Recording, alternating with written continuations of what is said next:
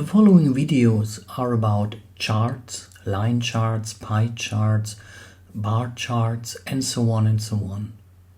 First, how to simply implement a chart, and then how to change parts of it, for example the axis, or how to select certain data.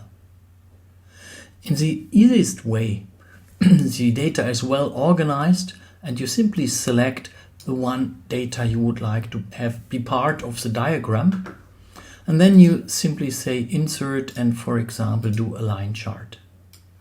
And what you can see here is that Excel has been intelligent enough, so it identified where is the raw data which should be displayed as lines.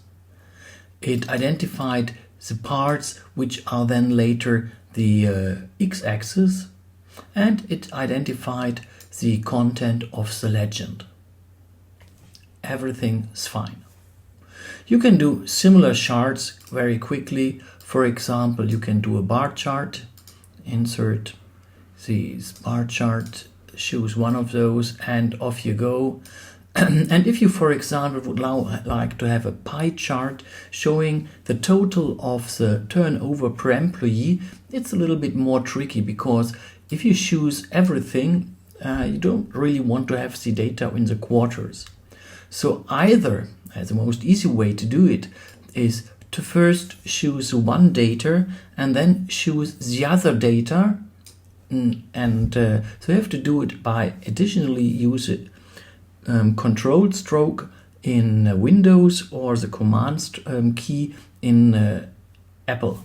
But then you can add this pie chart as well. And you can see I do have now 3 charts quickly created. Again, this went quite smoothly because the data is well organized and because the data is quite simple. In a case, for example, where I would have not Q1, Q2, but real numbers, maybe Excel would have argued, okay, this is line chart values as well, and created a 5th line.